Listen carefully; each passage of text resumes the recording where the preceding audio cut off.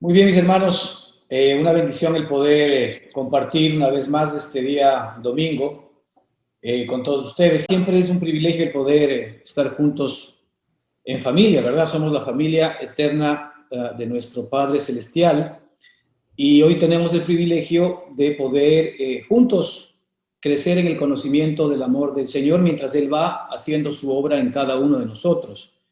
Y es maravilloso saber que todos nosotros hemos sido unidos en Cristo Jesús y que nuestro destino a partir del día de hoy es todo lo que Cristo es. Es decir, todo lo que Cristo alcanzó, todo lo que Cristo era y lo que es ahora, es lo que efectivamente nos depara el futuro para ti y para mí. Así como nosotros nos encontramos en un momento determinado en Adán y todo lo que Adán logró, nosotros lo recibimos y sabemos que lamentablemente Adán, si queremos verlo así, nos hizo un flaco favor, porque nosotros todos llevamos su imagen y él introdujo el pecado y la muerte sobre todos y cada uno de nosotros. Y la muerte, con todo este concepto amplio que estamos mirando, que es toda la infelicidad, la inseguridad, la enfermedad, el pecado, la tristeza, los desengaños y tantas circunstancias difíciles que nosotros hemos estado acostumbrados a vivir en nuestra vida pasada y que hoy en Cristo Jesús, ¿verdad? Efectivamente cambia diametralmente esa realidad, porque ahora nosotros estamos en la bendición, antes estábamos en la maldición.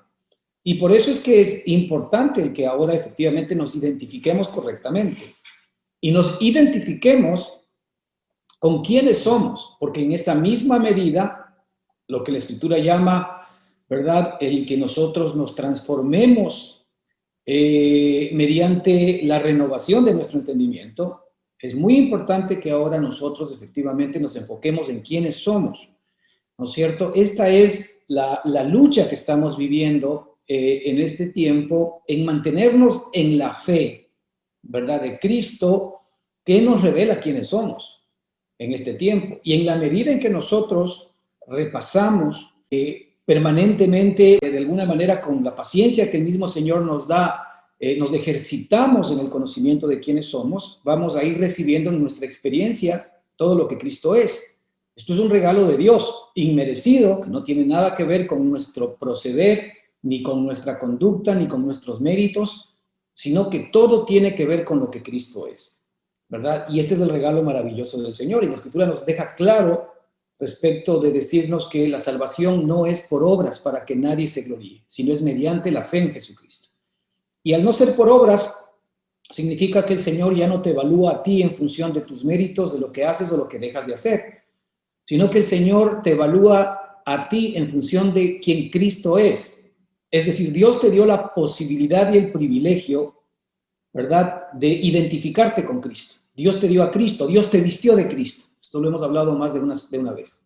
Él nos vistió de Jesús, nos vistió de su justicia, nos vistió de su sabiduría, nos vistió de su poder, nos vistió de su amor, nos vistió, ¿verdad?, de todo lo maravilloso que Él es, para que ahora ya no estemos desnudos, porque cuando vivíamos en Adán, en nuestra carne, estábamos desnudos y tratábamos nosotros de cubrir nuestra injusticia con nuestras propias obras.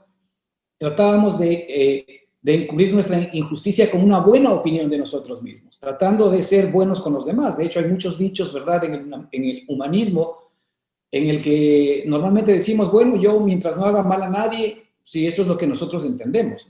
Y justamente cuando decimos mientras no haga mal a nadie es porque potencialmente somos capaces de poder hacer mal a alguien. Y cuando nosotros estamos reconociendo que potencialmente somos capaces de hacer mal a alguien, pero nos estamos de alguna manera absteniendo de hacerlo, estamos demostrando que tenemos una naturaleza pecaminosa y caída. Pero Cristo ya está totalmente ausente de este tipo de circunstancias y de situaciones, porque Él solamente tiene algo en su corazón, ¿verdad? Y es amor, y es dar, es bendecir, es sanar, es curar. Esto es lo que estamos viendo desde la semana pasada en el libro de Colosenses, capítulo 2, ¿verdad? En donde leímos del versículo 1 al 3, en donde la Escritura dice, porque quiero que sepáis cuán gran lucha sostengo por vosotros y por los que están en la Odisea y por todos los que nunca han visto mi rostro, para que sean consolados sus corazones, unidos en amor hasta alcanzar todas las riquezas del pleno entendimiento a fin de conocer el misterio de Dios del Padre y de Cristo, en quien están escondidos todos los tesoros de la sabiduría y del conocimiento. Aquí estábamos mirando la semana pasada cómo a través efectivamente de esta experiencia de Pablo, esta es una epístola que Pablo está escribiendo a los colosenses, el Espíritu Santo, ya que vivía en él plenamente, ¿no es cierto?, nos está revelando, ¿verdad?, este deseo que tiene nuestro Padre ahora con nosotros, en donde de alguna manera Él está luchando, por decirle de alguna manera, pero luchando en el sentido en el que, en que Él no va a desperdiciar ninguna oportunidad para que nosotros podamos realmente ser receptores o recibir todo lo que hoy nos pertenece en Cristo por la obra que Él hizo a nuestro favor. Eso es lo que Él quiere. Con el gran amor que nos ha tenido, justamente nosotros podemos darnos cuenta de ese amor, primero sabiendo cuál es el amor que el Padre tiene para con el Hijo, y después entendiendo que aún ni siquiera escatimó a su propio Hijo por nosotros. Es decir, lo más sublime, lo más grande del cielo, el Señor lo dio para ti y para mí, ¿verdad? Lo entregó, no escatimó ni siquiera a su propio Hijo, sino que lo entregó por ti y por mí. Imagínate el tipo de amor que Dios nos tiene, para que ni siquiera su propio amado Hijo Jesucristo, ¿verdad?, haya sido capaz de escatimarlo, sino que lo entregó por todos nosotros. Y la Escritura dice, ¿cómo juntamente con Él entonces también no nos dará todas las demás cosas? Entonces, ya que Él nos dio a Cristo, ¿no es cierto?, ahora Él quiere que nosotros efectivamente echemos mano de la vida eterna y que recibamos todas las demás cosas que son las que le pertenecen a Cristo, como dice el apóstol Pedro en sus epístolas: bendito sea el Dios y Padre de nuestro Señor Jesucristo, que nos bendijo con toda bendición espiritual en los lugares celestiales en Cristo Jesús. Perdón, eso está en Efesios, pero en Pedro, ¿verdad? Pedro nos dice que todas las cosas que pertenecen a la vida y a la piedad, es decir, todas las cosas que pertenecen a Cristo nos han sido dadas por su divino poder. Todo lo que le pertenece a Él. Ahora, ¿qué tan lejos estamos nosotros de entender esta realidad todavía? Porque mientras todavía nosotros seguimos enfocados en nuestra tristeza, en nuestra pena, en nuestro dolor, en nuestra angustia, en nuestra necesidad, evidentemente, ¿verdad?, no estamos mirando que ya todo aquello, esto fue provisto juntamente con Cristo. Entonces, ¿qué es lo que el Señor quiere de aquí en adelante?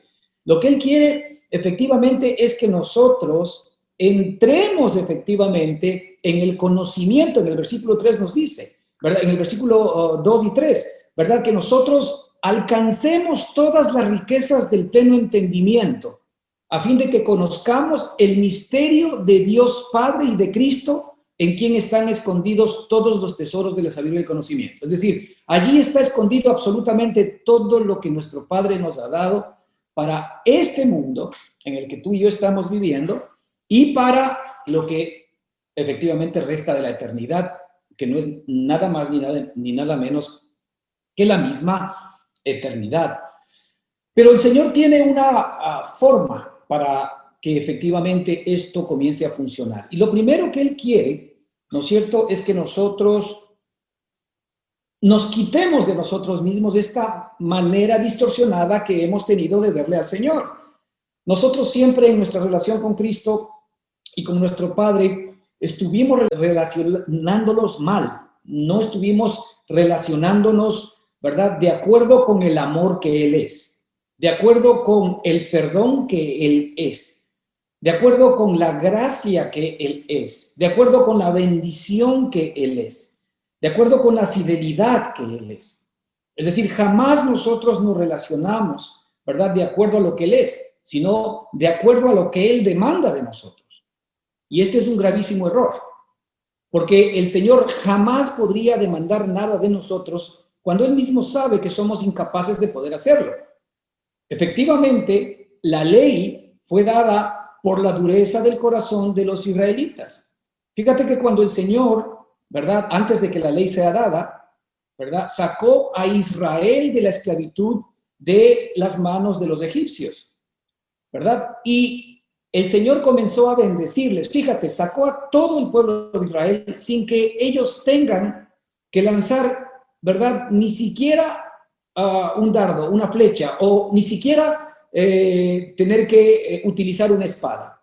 el Señor los libertó de la mano poderosa del faraón, ¿verdad? A pesar de que el faraón no quería libertarlos, pero sin embargo el Señor los libertó con unas hazañas y prodigios maravillosos.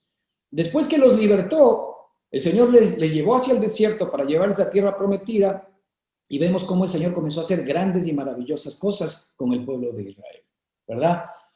Pero solamente hay un evento en el que el Señor les estaba bendiciendo y bendiciendo, a pesar de la terquedad del corazón de los israelitas, porque era una de cal y una de arena, ¿verdad? Les abría el mar y glorificaban a Dios y decían, no hay un Dios como este, pero inmediatamente se olvidaban de la provisión que les había dado. Tenían sed y comenzaban a quejarse en contra de Dios. ¿Por qué nos trajiste? Tenemos sed, nos morimos de sed. El Señor hacía un milagro, golpeó la roca, que es una figura de Jesucristo, para que a través de Cristo fluya toda el agua o la bendición para ellos. Golpeó esa roca, ¿verdad? Y efectivamente la roca fue golpeada por la misma mano de Dios. ¿Y qué pasó? ¿Verdad? Salió agua del desierto. Increíble, los israelitas decían, esto es maravilloso, tenemos el mejor Dios de la vida. Y después tuvieron hambre. Y decían, pero ¿para qué nos trajimos acá? Nos acordamos de los peroles, nos acordamos de esto, del otro. Ok, a pesar de la dureza del corazón de ellos, porque no entendían que Dios se estaba haciendo cargo de todas sus necesidades. El Señor les había sacado para llevarles a tierra prometida, pero ahora, ¿verdad? Ellos ya no tenían ninguna posibilidad de subsistir por su propia capacidad. No tenían ninguna posibilidad de recibir el alimento o el sustento de parte de Egipto, ni de parte de ellos mismos porque estaban en el desierto. La única opción que tenían era confiar en su Padre Celestial, era confiar en Dios mismo, ¿verdad? Y resulta que tuvieron hambre e igual se quejaron contra Moisés, se quejaron contra Aarón, ¿verdad? Y así era una de cal y una de arena. Hasta que llegó un momento en el cual efectivamente ellos ya no quisieron comunicarse más con Dios porque le tuvieron miedo. Ese es un problema que tú y yo podemos tener. Le tuvieron temor a Dios, ¿verdad? Y ellos fueron donde Moisés y le dijeron, mira Moisés, nosotros no queremos, ¿verdad? Hablar directamente con Dios, sino que queremos que tú seas efectivamente nuestro intermediario para que tú hables con Él. Y he aquí, fíjate, y he aquí, nosotros haremos todo lo que Dios nos pida. Es la única vez en la que vemos que la ira de Dios se enciende contra el pueblo de Israel. Y se enciende la ira de Dios al punto en que se nota que efectivamente Dios cambia el tono, ¿verdad? Con Moisés y con el pueblo de Israel y les dice, muy bien, de acuerdo, vamos a hacerlo así, pero diles que cualquier persona que se acerque a este monte, ¿verdad? Así sea un animal, será anulado del planeta, ¿verdad? E inmediatamente después de eso, el Señor coge y da los 10 mandamientos, los famosos 10 mandamientos a Moisés. ¿Por qué hizo Dios eso? Porque ellos estaban efectivamente en gracia durante todo este tiempo, pero ahora decidieron y declararon el que ellos estaban dispuestos a hacer todo lo que les pida, que es lo mismo que tú y yo generalmente hacemos creyendo que estamos en capacidad de poder cumplir las demandas de Dios. Y en algún sentido, ¿verdad? Quitando la mirada de la gracia de Dios, de la provisión de Dios, y ahora esperando que efectivamente Dios nos pague a nosotros en función de cumplir sus mandamientos. Graso error que efectivamente cometieron los israelitas. Y a consecuencia de ello vinieron los 10 mandamientos. Es una manera como el Señor les dijo, muy bien, ok, ustedes desechan mi gracia. Hasta el momento ustedes han estado sin ley y han estado haciendo han estado recibiendo mi bendición. Fíjate que una de las cosas interesantes del pueblo de Israel es que el pueblo de Israel, cuando sale efectivamente de Egipto, sale con muchísimo oro, con muchísima plata, con muchísimas piedras preciosas, con muchísimas riquezas. Y salen porque el propio pueblo egipcio les dio riquezas para que se vayan ya de allí en función de todas las plagas que les habían caído. Pero a nadie absolutamente se le ocurrió utilizar ese dinero, utilizar esas riquezas que Dios les había dado a ellos para poder hacer un becerro de oro. Estaban todavía bajo la gracia. Estaban bendiciendo a Dios. a pesar de que todavía eran duros, no entendían todo lo que había que hacer, pero sin embargo a nadie se le había ocurrido hacer un becerro de oro. Pero resulta que vienen los 10 mandamientos, ¿ok? Y solamente cuando viene la ley sobre ellos y cuando saben que ahora tienen que honrar a Dios y que tienen que cumplir todo lo que Dios manda, cambia la posición de ellos y lo primero que hacen es conseguirse y hacerse un becerro de oro.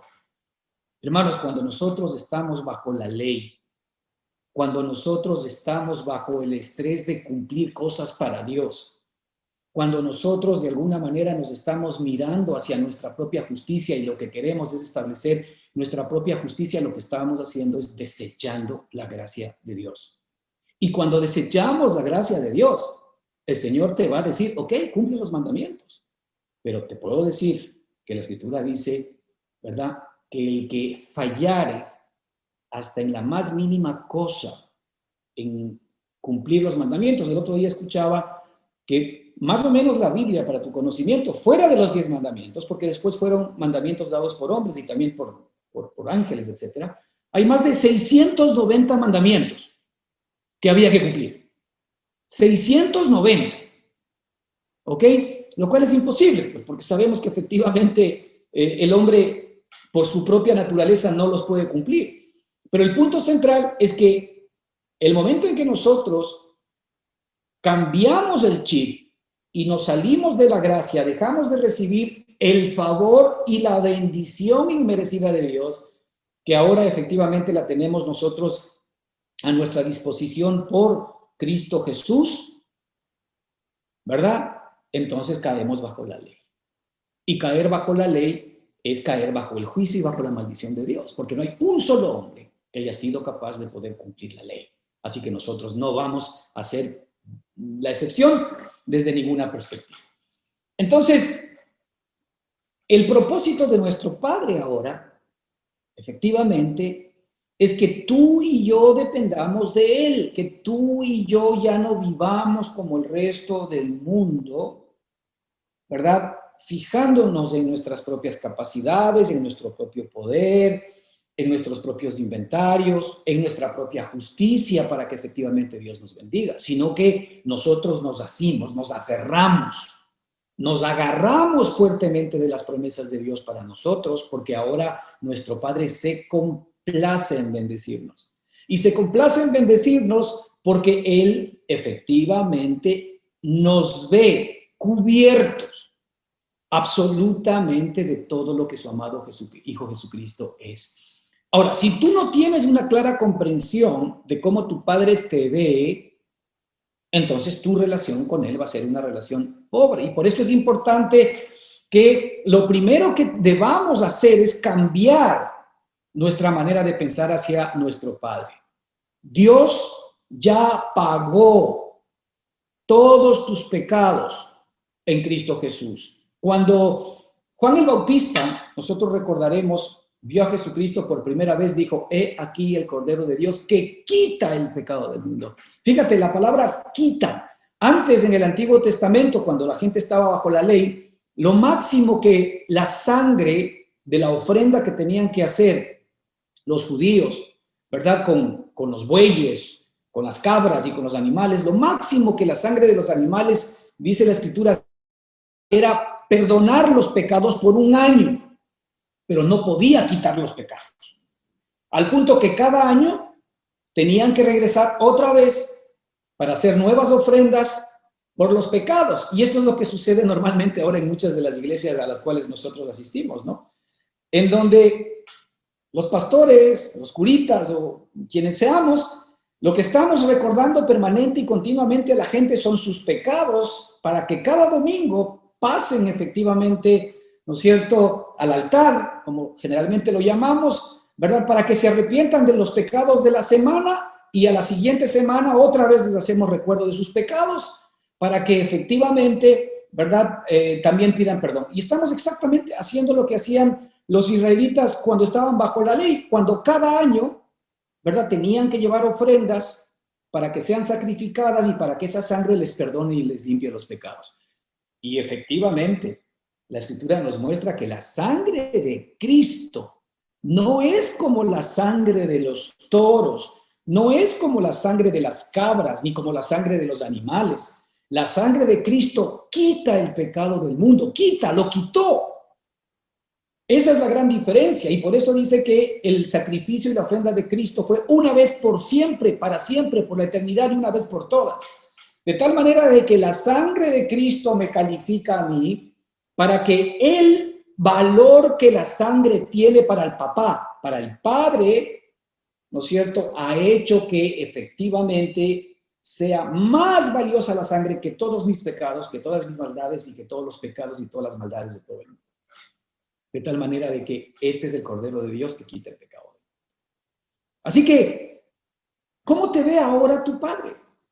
Tu Padre te ve sin pecado.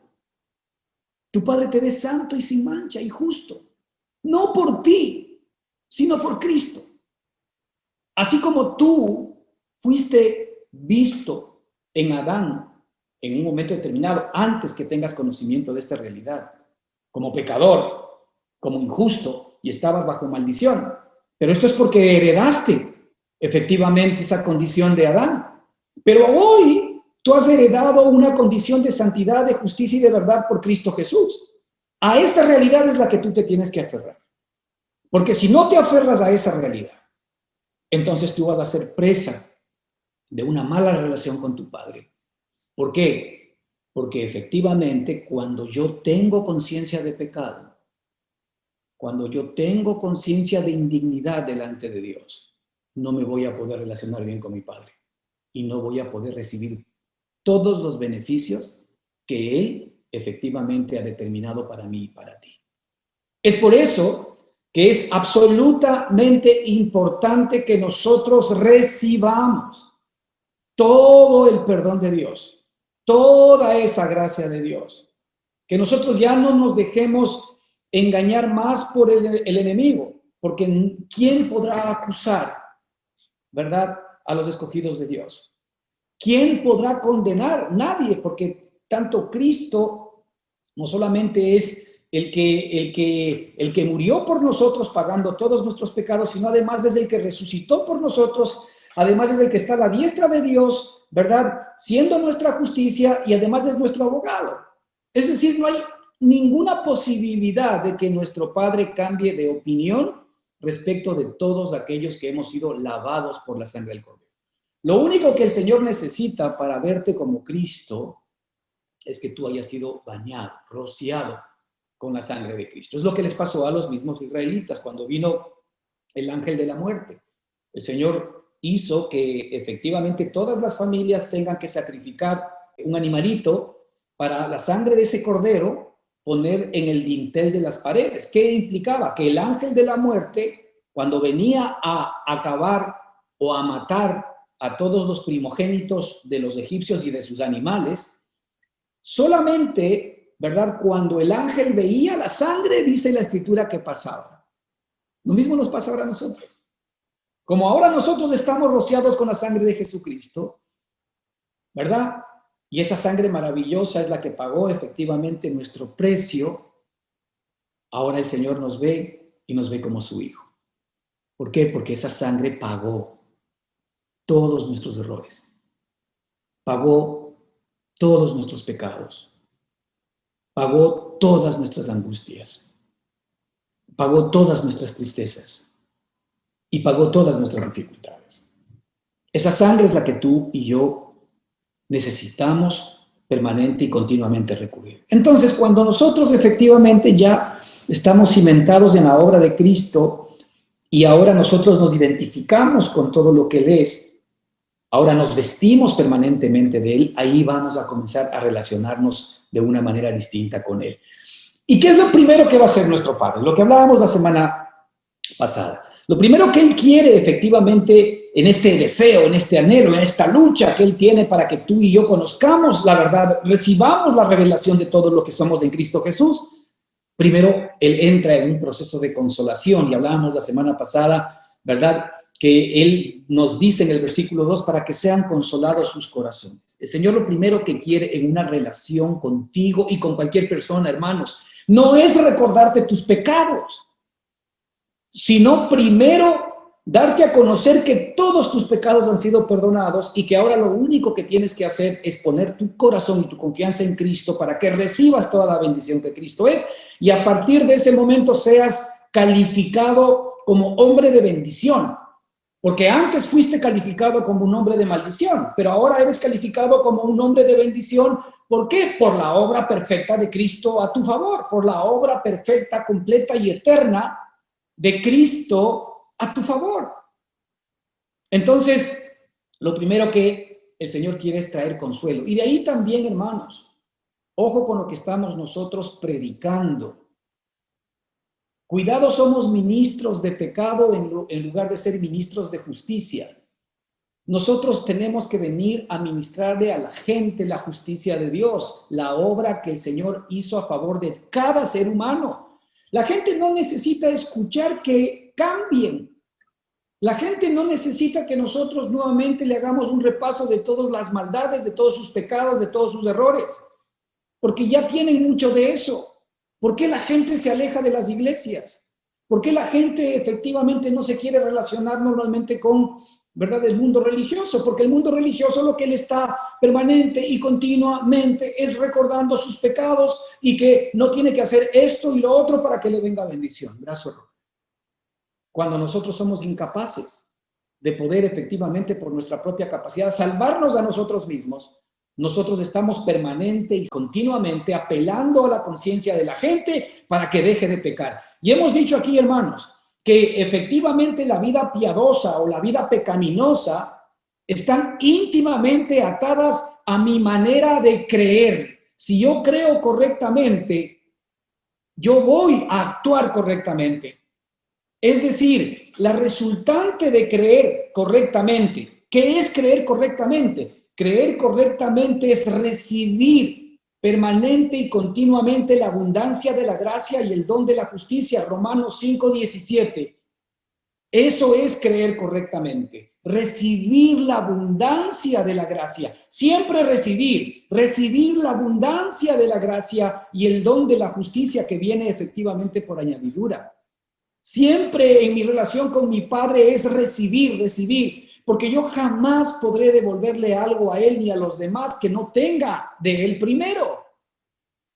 El grave problema es que yo no puedo efectivamente ser justo delante de Dios por mis propias capacidades si no recibo primero su justicia. Y Cristo, dice la Escritura, nos ha sido hecho justicia de Dios. Yo soy la justicia de Dios en Cristo Jesús. La Escritura nos dice que Él nos ha sido hecho sabiduría, justificación, santificación y redención. Si yo no recibo la sabiduría que Cristo es, ¿cómo yo puedo ser sabio para entender lo que estamos hablando? Si yo no recibo la justicia que Cristo es, ¿cómo entonces yo puedo efectivamente dar y ser justo delante de mi Padre?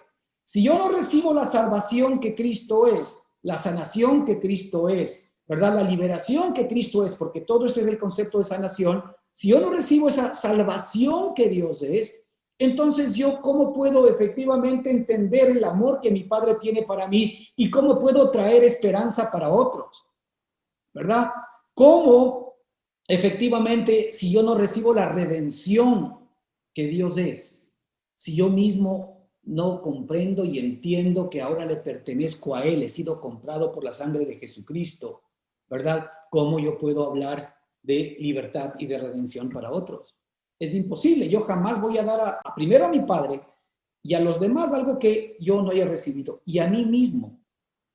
Lo primero que mi Padre quiere es que yo en mí mismo pruebe y compruebe el amor de Dios. Y por eso es importante que, ¿verdad? Nosotros primero tengamos una palabra de consolación, porque el espíritu de consolación está en nosotros. Y hemos visto, ¿verdad? Cómo en Romanos 5, 15, 4, la Escritura nos dice, porque las cosas que se escribieron antes para nuestra enseñanza se escribieron a fin de que por la paciencia y la consolación de las Escrituras tengamos esperanza. El consuelo de nuestro corazón está en su palabra viva, eso habíamos dicho, la cual se revela en las Escrituras. Habíamos visto en Juan 14, 26, ¿verdad? Cómo el Padre ha puesto en nosotros su Espíritu Consolador, más el Consolador, el Espíritu Santo, a quien el Padre enviará en mi nombre. Él os enseñará todas las cosas y os recordará todo lo que yo os he dicho. ¿verdad? Hoy queremos continuar con esta misma perspectiva, hermanos, y es el que nosotros podamos efectivamente el ver el ministerio de Cristo a nuestro favor. Y ese ministerio de Cristo a nuestro favor, nosotros lo vamos a poder ver en Isaías capítulo 61, ¿verdad?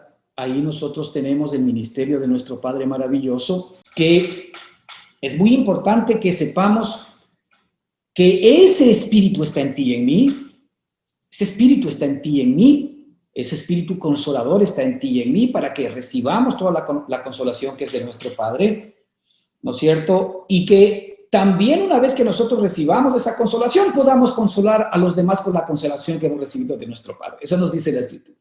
Si nosotros no hemos sido consolados, si nosotros no recibimos el amor de Dios, si nosotros no recibimos la liberación de Dios, si nosotros no recibimos la libertad de Dios, si nosotros no recibimos la sanación de Dios, si nosotros no recibimos el favor de Dios, ¿cómo podemos dar a otros algo que efectivamente nosotros realmente no tenemos? Lo que podríamos dar es religión, o lo que podríamos dar son enseñanzas que nosotros mismos no somos capaces de poder llevar. Lo que podríamos dar a los demás son leyes para que cumplan cuando nosotros mismos efectivamente somos muchas veces presa, ¿verdad?, de la esclavitud de no poder cumplir esas leyes. Así que, fíjate lo que dice la Escritura. El Espíritu de Jehová, el Señor, está sobre mí. Aquí está hablando Cristo mismo, el Cristo que está en tu corazón. Dice, porque me ungió Jehová y me ha enviado, primero, mira, ¿a qué me ha enviado el Señor? Y este es el trabajo que el Señor efectivamente está haciendo en ti. El Señor me envió a predicar buenas nuevas. Esto es lo que la Escritura muestra que es el Evangelio. El Señor dice, me envió a predicar buenas nuevas. Me envió a predicar buenas nuevas. Me envió a vendar. Me envió a publicar libertad. Me envió a comunicar o a predicar apertura de la cárcel. Me envió a proclamar el año de la buena voluntad de Jehová. Me envió, ¿verdad?, a proclamar el día de la venganza del Dios nuestro. El día de la venganza, ¿contra quién? Contra nuestros enemigos. El día de la venganza contra el sufrimiento. El día de la venganza contra tu enfermedad. El día de la venganza contra tu tristeza, contra tu pobreza, contra tu estrés, contra tu ansiedad, contra tu dolor, contra tu temor, contra tu miedo. Ese es el día de la venganza que el Señor ha venido a proclamar para ti y para mí, ¿verdad? A proclamar y a consolar a todos los enlutados. El Señor ha venido a ordenar, ¿verdad?, que a los afligidos de Sion se les dé gloria, que se les dé óleo de gozo en lugar de manto de alegría. Fíjate el ministerio de nuestro Padre. Dime aquí, ¿qué encuentras tú de negativo? ¿Acaso efectivamente tu Padre no ha venido a darte una libertad absoluta? ¿Acaso no ha venido a proveerte de todo lo que tú eras incapaz de poder conseguir por tus propios medios y por tus propias capacidades? ¿Acaso nosotros podemos tener alguna pequeña duda de las buenas intenciones que nuestro Padre tiene para ti y para mí? ¿Acaso nosotros podemos de alguna manera dudar que efectivamente el Señor de alguna manera tenga un plan B y alguna agenda escondida y oculta para nosotros? Eso solamente puede venir de Satanás y del diablo. Evidentemente, porque el Señor, de acuerdo a lo que está mostrando aquí, ministerio de Cristo a tu favor. Primero, el Señor ha venido a predicar buenas noticias, buenas nuevas. Estas buenas noticias tienen que ver directamente con el hecho de que Él pagó por todos tus pecados. Él vino a morir por ti, por tus pecados pasados, presentes y futuros. Él es el Cordero de Dios que quita el pecado del mundo. Puedes decirlo con toda firmeza. Él es el Cordero de Dios que quitó mi pecado. Así, quitó tu pecado. Ahora, en la medida en que tú recibas esta obra de Cristo a tu favor y repitas en tu corazón, confieses con tu boca y creas en tu corazón que el Señor quitó tu pecado, oh sorpresa, vas a comenzar a experimentar que tu pecado se va difuminando, porque técnicamente tu pecado ya no existe, fue quitado y pagado por Dios. El pecado tiene poder todavía sobre todo aquel que desconoce que ya no tiene poder sobre él, para tu conocimiento. Y la manera de entrar a obtener la libertad que nosotros tenemos sobre el pecado es confesar lo que el Señor dice que ha hecho por ti. Que si confesares con tu boca que Jesucristo es el Señor, que si confesares con tu boca que Jesucristo es el Señor del pecado, porque lo aplastó, el pecado ya no tiene poder sobre él. Así como jamás el pecado pudo con Cristo cuando estuvo en la carne, ahora que Cristo está en los días de tu carne, tampoco tiene poder sobre ti si no le das la oportunidad. El pecado ya no tiene poder sobre ti. Esta manera de entender, transformados por medio de la renovación de vuestro entendimiento, lo que traerá a tu vida es transformación. Jamás te va a resultar, si tú tienes un pecado recurrente, si tú tienes algo en tu vida que has intentado dejarlo con tus propias capacidades, si tú tienes algo que te molesta y que verdaderamente no has sido, ¿verdad?, capaz de poder encontrar una solución a pesar de que te has leído tantos libros, a pesar de que has pedido consejería, a pesar de que has ayunado, a pesar de que has orado, pues déjame decirte que la única cosa que tal vez no has intentado es creerle a Dios. Creer lo que Él dice que ya hizo. Tú tienes que contar con el hecho de que si Él lo dice, amén. Por eso dice la Escritura que todas las promesas de Dios son en Él sí y en Él amén. De allí que yo debo dar por hecho y contar definitivamente, ¿verdad?, con el hecho de saber que efectivamente todos mis pecados han sido perdonados, que yo he muerto al pecado. La Escritura dice, ¿verdad?, que nosotros hemos muerto al pecado. Es decir, el pecado todavía puede estar vivo, pero yo he muerto al pecado. Mira, anda al cementerio.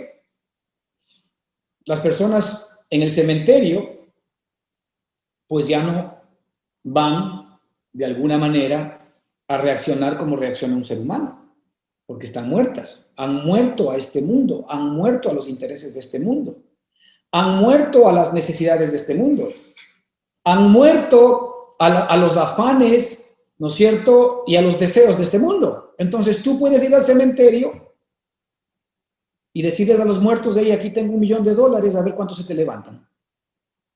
Simplemente no se van a levantar.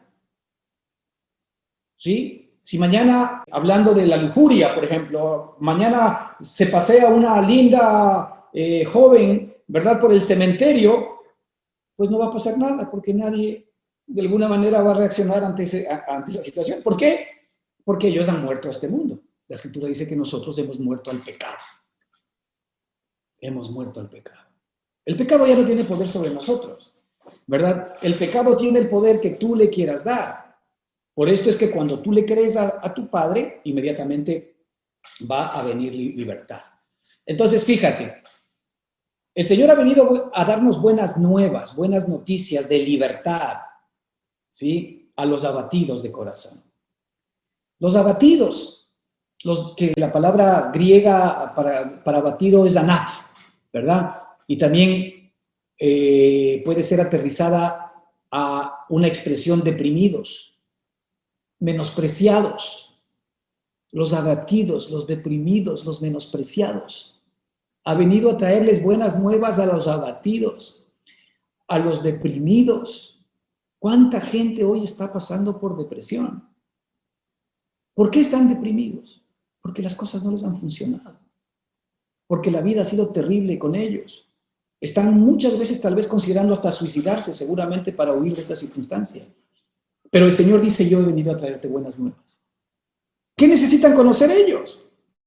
Que ahora el Señor efectivamente se ha hecho cargo de su situación y que Él ya había provisto en Cristo Jesús todo lo que ellos requieren para vivir una vida de gozo, de paz, de felicidad, de realización. El problema es que no han conocido esa vida, y si intentaron efectivamente el buscar a Cristo a través de los medios equivocados y no encontraron buenas noticias, sino más demandas para que efectivamente su depresión se vaya dejando esto, dejando el otro, o tomando pastillas, o haciendo esto, haciendo el otro, Pues déjame decirte que ese no es el método de nuestro Padre. El método de nuestro Padre es que le creamos, porque Él es medicina para nuestro cuerpo. Él es la pastilla que tú y yo necesitamos. Él es la consejería que tú y yo necesitamos. Él es el poder sobrenatural que tú y yo necesitamos, ¿verdad? Para, de alguna manera, salir de la depresión o del menosprecio. Tal vez nosotros nos sentimos menospreciados. El Señor ha venido a darte buenas noticias porque Él te aprecia, porque Él te tiene a ti en altísimo valor, al punto que ni siquiera escatimó a tu propio Hijo por ti. Esto tienes que recibirlo con el corazón. Tú vales para Dios oro. Tú vales para Dios tanto que entregó a tu Hijo Jesucristo por ti. Así de sencillo. Entonces, ¿a quién te tienes que apegar? Al que conoce tu vida y al que sabe lo que ha hecho por ti. Así que Él vino a dar buenas nuevas, siempre, fíjate, buenas nuevas, buenas noticias. Eso es lo que tenemos que dar a la gente. A vendar a los quebrantados de corazón. A vendar. El Señor viene siempre a restaurar. Él viene a vendar. La palabra, ¿verdad? Para vendar es la palabra shavar, ¿sí? Que tiene que ver vendar a los que han sido dañados, a los que han sido derribados, a los que han sido desgajados, a los que han sido despedazados, a los que han sido destrozados, a los que han sido destruidos, a los que han sido fracturados, a los que han sido humillados, a los que han sido partidos, a los que han sido quebrantados, a los que han sido rotos. Fíjate, esa es la aplicación de la palabra shavar, que tenemos ahí efectivamente por quebrantados. Él ha venido efectivamente a curar cualquier mal de tu corazón, cualquier desespero, cualquier rotura de tu corazón, Él ha venido a quebrar. No hay nada imposible para Dios, porque en este mundo muchas veces nosotros podemos recibir malas noticias, pero tu Padre Celestial ha dado lo necesario para que efectivamente tú puedas obtener salidas a esa circunstancia y a esa situación, por más difícil que pueda ser. Él nos promete y nos dice que Él no permitirá que nosotros tengamos que ser probados más allá de lo que nosotros podamos soportar, que no nos ha sobrevenido ninguna prueba o ninguna dificultad que no sea humana, que no podamos soportar, sino que más bien Él lo que va a hacer es que juntamente con la prueba que se nos viene, porque Él conoce lo que decíamos hace algún tiempo, ¿verdad? El Señor Jesucristo que efectivamente no está encajado dentro del tiempo, ni del pasado, ni del presente, ni del futuro. La eternidad envuelve todo aquello, está por encima del tiempo. El Señor conoció efectivamente nuestras circunstancias ahora en este presente siglo malo. Y Él hizo un barrido porque tú y yo somos en Cristo reyes y sacerdotes. Él hizo un barrido porque sabíamos que íbamos a pisar esta tierra el día de hoy e íbamos a tener estas circunstancias y dificultades que enfrentar. Y Él ya ha provisto y ha previsto toda salida para ti. Es su responsabilidad. Él es el responsable de tu vida el día de hoy. Así que tú descansa en su responsabilidad. Pero el momento en que ves tu escasez, el momento en que ves tu incapacidad, tu indignidad, evidentemente te vas a ir al piso. Recuerda a Pedro, cuando Pedro estuvo asustado en la barca y vio que Cristo caminaba en el agua. Y le dijo, Señor, si tú eres Dios, manda a que yo camine en el agua contigo. Y le dijo, ven Pedro, camina. Y él mirando fijamente al Señor, comenzó a caminar en el agua. ¡Wow! El hombre Pedro de carne y hueso ahora estaba siendo partícipe de la vida divina de Dios. Ahora estaba siendo partícipe de la naturaleza divina de Dios. Él le estaba viendo fijamente al Señor. Hermanos, cuando nosotros vemos a Cristo fijamente, nuestra circunstancia cambia. Nuestra percepción de el temor, el miedo, nuestra percepción de la enfermedad, nuestra percepción, ¿verdad?, de la situación difícil que estamos viviendo, de la tristeza, desaparece. Porque Él nos hace partícipes de su poder, de su gracia y de lo completo que Él es. Él nos hace partícipes de su paz, de su gozo, de su tranquilidad, de su resignación, de su soberanía en todo sentido. Él nos hace a nosotros partícipes de toda su deidad. ¿Para qué? Para que podamos nosotros vivir una vida distinta. Entonces, Él hace un barrido, Él se anticipa el tiempo, Él se anticipa las circunstancias, Él provee para que efectivamente esas circunstancias no nos toquen. Sí, tú vas a estar ahí enfrentando las circunstancias. Si lo ves como todo ser humano, por eso la Escritura nos dice una y otra vez que nosotros no debemos caminar por vista. Si yo lo veo por vista, seguramente voy a tener un lío. Y lo mismo le pasó a Pedro. Cuando estuvo viendo a Jesucristo, todo estaba bien. Pero una vez que bajó su cabeza y vio el agua, vio la tempestad, dice que comenzó a hundirse otra vez. Vio su incapacidad, vio su temor, dejó de ver a Cristo. Pero aún cuando él se estaba hundiendo, el Señor lo agarró y le dijo, no, tranquilo, que no te vas a ahogar. Porque el Señor conoce que todavía somos hombres débiles y que a veces podemos nosotros, sin darnos cuenta, quitar nuestra mirada de Él. Y cuando nosotros quitamos nuestra mirada de Él, pues otra vez somos conscientes, a veces de nuestra esclavitud, somos conscientes de nuestro pecado, somos conscientes de nuestra pobreza, somos conscientes de nuestra escasez, somos conscientes de nuestra enfermedad. Pero cuando nosotros tenemos puesta la mirada en estas buenas noticias, hermano, el Señor vino a publicar buenas noticias o a predicar buenas noticias para que tú estés permanentemente agarrado y aferrado a esas buenas noticias. El mundo hoy contradice las buenas noticias. El mundo hoy quiere meterte a las malas noticias. Entonces, el Señor efectivamente viene a vendar a los quebrantados de corazón, a publicar libertad a los cautivos. ¿Cuántas personas hoy no necesitan ser libertados de la cautividad? Cautividad de muchas cosas, del temor, de la incertidumbre del futuro, cautivos de las enfermedades, cautivos de el negativismo de que no sé qué me va a pasar mañana o no sé qué les puede pasar a mis familiares o a mis hijos. Siempre estamos nosotros pensando negativamente, ¿verdad? Pero el Señor vino a proclamar, ¿verdad? A publicar libertad a los cautivos y a los presos, apertura de la cárcel. Es decir, ya en Cristo Jesús todo eso se desvanece. La Escritura nos dice que el amor perfecto echa fuera el temor. El amor perfecto echa fuera el temor. El amor perfecto no es más que la vida de Cristo tomando cuerpo en ti. El amor perfecto no es más que Cristo creciendo en ti. En la medida en que Cristo, ¿verdad?, va siendo formado en ti, entonces la perfección de Cristo va echando fuera todo lo que tú no eres. De ahí que el secreto de nuestro Padre no es que echemos fuera lo malo, sino que crezcamos en quienes somos. Porque en la medida en que crecemos en quienes somos, automáticamente por decantación las cosas malas se van yendo. Esto es, ¿verdad?, el mismo efecto que tiene la luz. Por algo Él dijo, yo soy la luz. Es decir, cuando tú estás en un cuarto oscuro, la única manera como tú sacas la oscuridad es prendiendo la luz.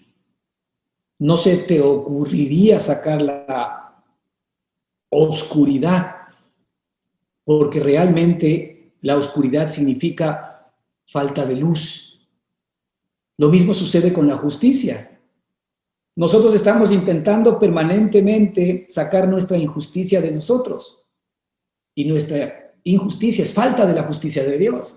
Así que cuando la justicia de Dios entra en mí, y yo sé que soy la justicia de Cristo, y recibo por medio de la fe todo lo que Cristo es, la injusticia comienza a desaparecer. Por espontáneamente comienza a desaparecer. Así que aquí en donde nosotros tenemos que centrarnos es en lo que somos, en quienes somos, para que todo lo que efectivamente somos se haga realidad en nuestra vida y comience a reemplazar todo lo que efectivamente nosotros no somos. Si tú tienes, alguna vez ya lo hemos dicho, pero si tú tienes un vaso de una gaseosa negra y quisieras tener agua limpia, ¿verdad? Sin tener que primero sacar la gaseosa, sino con la gaseosa incluida, ¿qué harías? Simplemente comenzarías tú encima de la gaseosa a echar el agua y vas a ver cómo el agua comienza a entrar y comienza a sacar la gaseosa y poco a poco comienza a cambiar el color, hasta que todo lo que era la gaseosa salió y ahora el vaso está lleno de todo lo que es el agua. Pues cuando Cristo nos comienza a llenar, comienza a sacar todo lo que no es de Él. Lo mismo. ¿Cuál es el secreto? Pues que recibamos todo lo que Él es. No que quitemos de nosotros lo que sabemos que efectivamente le molesta a Él. No, no, no. Ese es el trabajo de Él, no es el nuestro. El trabajo nuestro es llenarnos de toda la plenitud de Él para que efectivamente todo lo que nosotros éramos anteriormente vaya saliendo. Así que el Señor vino a publicar libertad a los cautivos y a los presos, apertura de la cárcel. Y lo que decíamos, Él vino a proclamar el año de la buena voluntad de Jehová. Mira, el año de la buena voluntad de Jehová no está hablando de un año, no está hablando de 360 días, está hablando de la era, de la edad. Hoy estamos nosotros en el año, en la era, en la edad de la buena voluntad de Dios. Hoy el Señor nos ha revelado a ti y a mí, por su gracia, ¿verdad? Yo sé los pensamientos que tengo acerca de vosotros, pensamientos de bien y no de mal, para daros el bien que vosotros esperáis. Ahora el Señor nos muestra cómo Él iba efectivamente a hacer realidad esa palabra profética que estaba en el Antiguo Testamento, dándonos a su amado Hijo Jesucristo. Ahora tenemos a Cristo. Ahora el Señor, ¿verdad? A través de Jesucristo nos proclama a nosotros la buena voluntad de Jehová. ¿Cuál es la buena voluntad de Jehová? La buena voluntad de Jehová para ti, esa es la que siempre ha estado a tu favor, siempre ha tenido el buena voluntad para contigo, es decir, siempre Él quiso lo mejor para tu propia vida. Siempre Él quiso que efectivamente tú entres nuevamente en este camino de la gloria de Dios. La Escritura nos dice, por cuanto todos pecaron y están destituidos de la gloria de Dios. Pues ahora, por cuanto todos somos justos por Cristo, estamos restituidos a la gloria de Dios. Y si tú y yo ya estamos restituidos a la gloria de Dios, tú calificas como un hombre de bendición. ¿Por qué calificas como un hombre de bendición? Porque tú efectivamente tienes la justicia de Jesucristo. No hay nada absolutamente que el Padre te impute.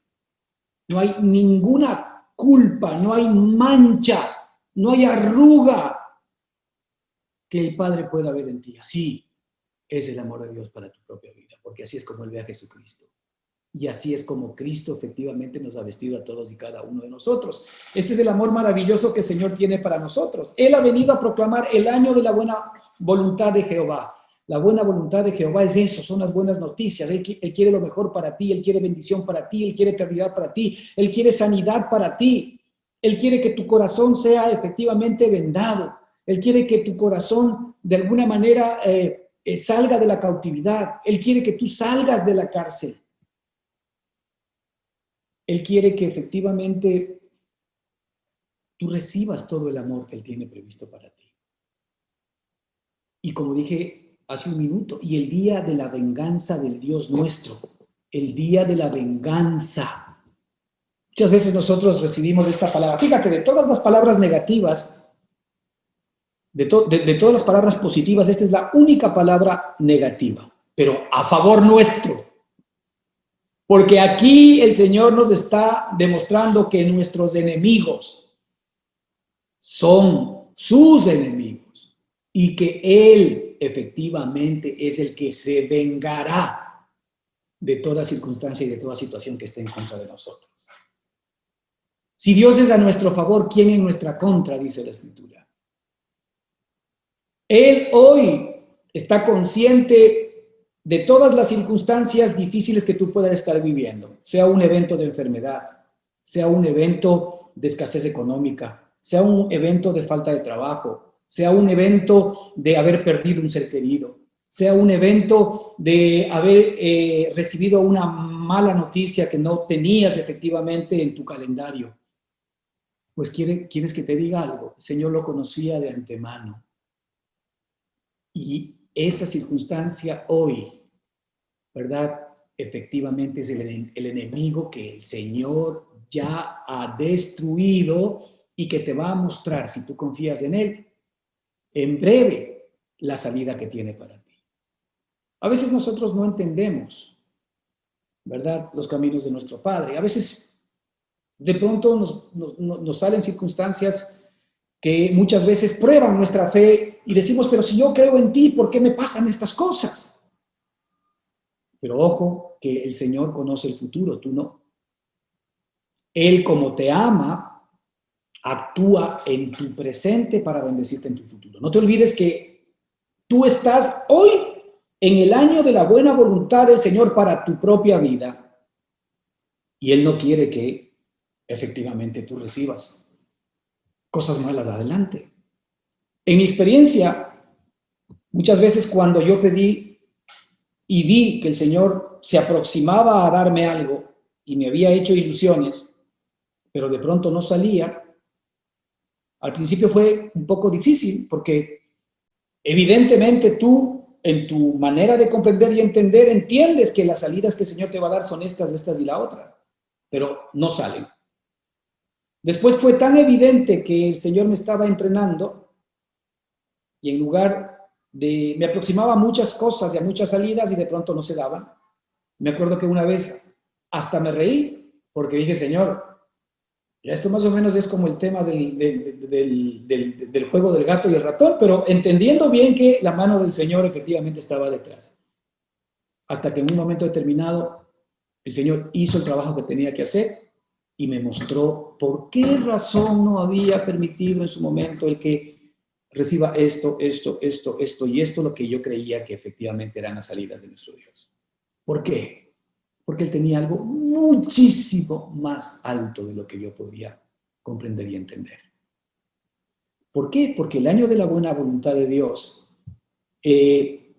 ¿verdad? Hoy efectivamente es a tu favor, ¿cierto? El Señor nos dice en la Escritura que el día de la venganza del Dios nuestro, ¿verdad? Hoy es para efectivamente echar al piso y acabar todo aquello que de alguna manera a ti se te enfrente o te tenga en problemas o te quiera salir o sacar del enfoque que Cristo es. El Señor dice que Él vino a proclamar y a consolar a todos los enlutados. Él vino a consolar los corazones enlutados, los corazones que de alguna manera, ¿verdad?, sienten una tristeza de pérdida de alguien. Él es el remedio. Y si Él permite estas circunstancias, es porque Él quiere que tú pruebes el descanso, la paz, que tú pruebes el verdadero amor que es Cristo.